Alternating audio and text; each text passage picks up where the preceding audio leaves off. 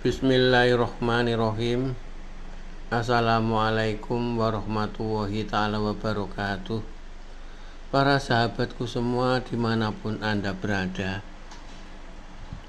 mudah-mudahan selalu diberikan kesehatan, kelimpahan rezeki yang berkah, manfaat di dunia wal akhirah. Para sahabatku semua dimanapun Anda berada, kali ini saya akan mencoba membuat konten yang bertema kesalahan ulama di dalam memahami Sadro Piningit. Sebelum saya menyampaikan pokok utama, terlebih dahulu kami ingin menyampaikan inti materi yang kami sajikan.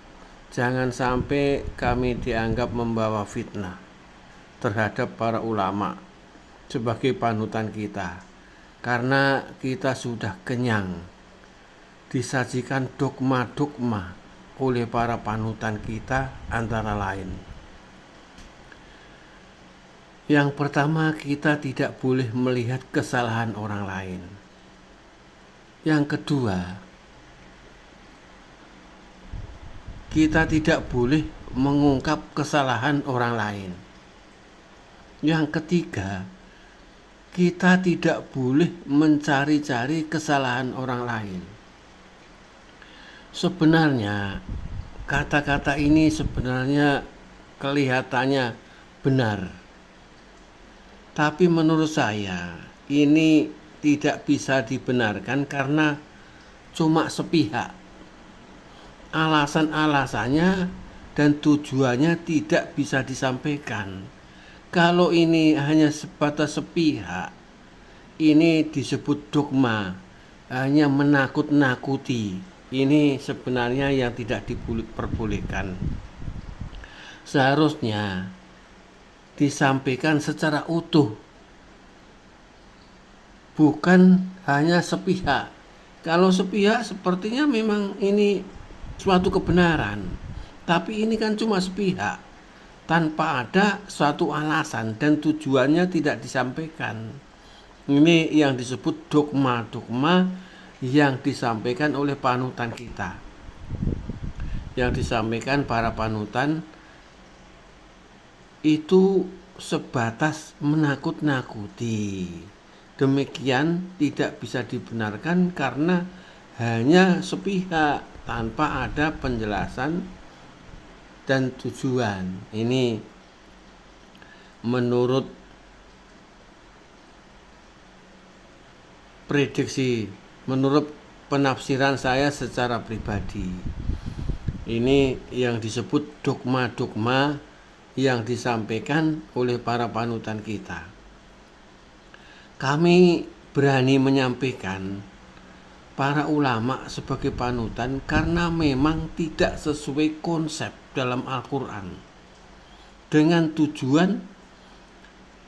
tujuan kami ini meluruskan sesuatu kebenaran, bukan semata-mata ingin menjatuhkan.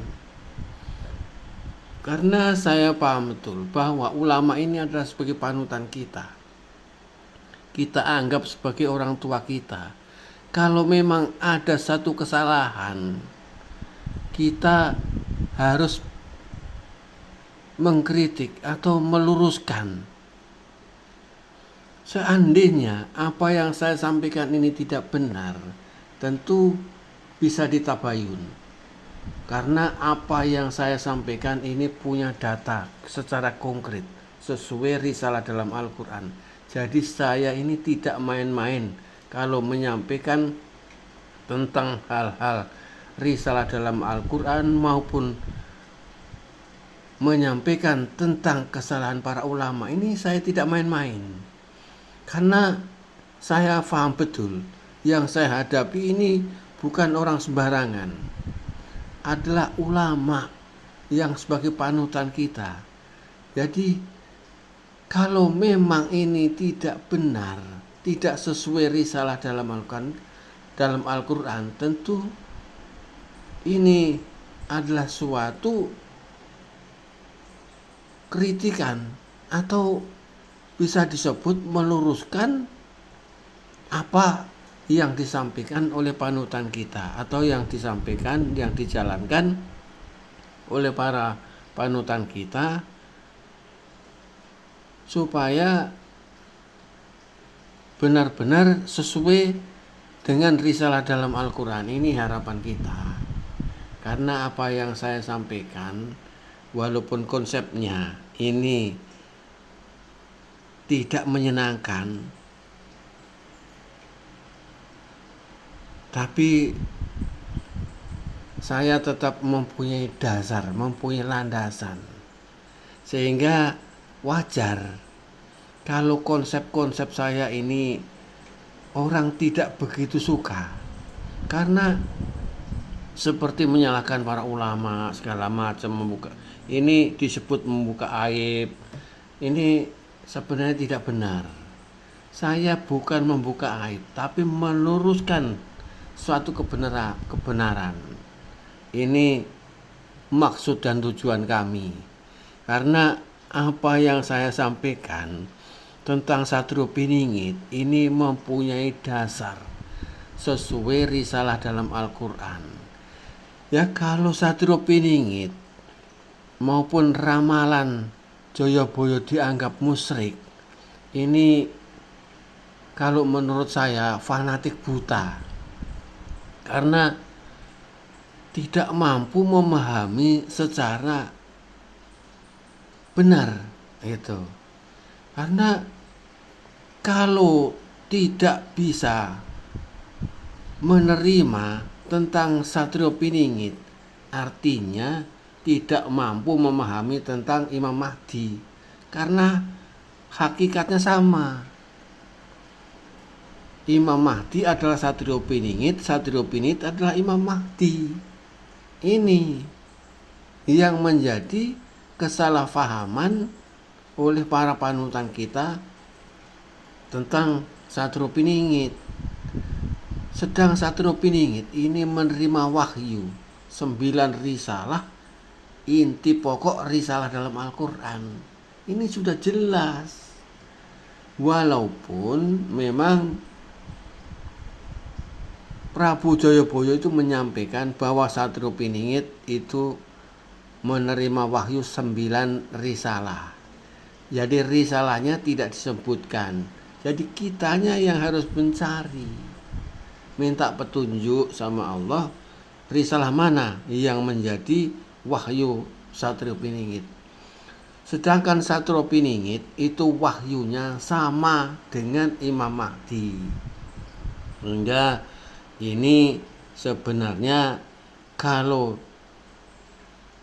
percaya dengan Satrio Piningit maupun ramalan Joyoboyo adalah syirik, ini termasuk fanatik buta, karena tidak mampu memahami secara jernih tentang Satrio Piningit maupun Imam Mahdi. Selama Satrio Piningit ini dianggap musyrik, artinya tidak mampu memahami tentang Imam Mahdi. Ini secara otomatis. Nah, ini yang bisa saya sampaikan. Jadi mudah-mudahan ini tidak ada salah fahaman bahwa saya ini membuka aib para ulama. Ini bukan. Tujuan kita ini meluruskan mana yang benar, mana yang salah, mana fakta, mana data, mana sejarah. Ini bisa dibuktikan sesuai risalah-risalah di dalam Al-Quran. Sekian, saya cukupkan sekian. Lain kali bisa kita bahas secara lebih detail, lebih panjang, karena waktunya sangat mendesak. Maka saya akhir kalam. Wabillahi taufiq wal hidayah. Wassalamualaikum warahmatullahi taala wabarakatuh.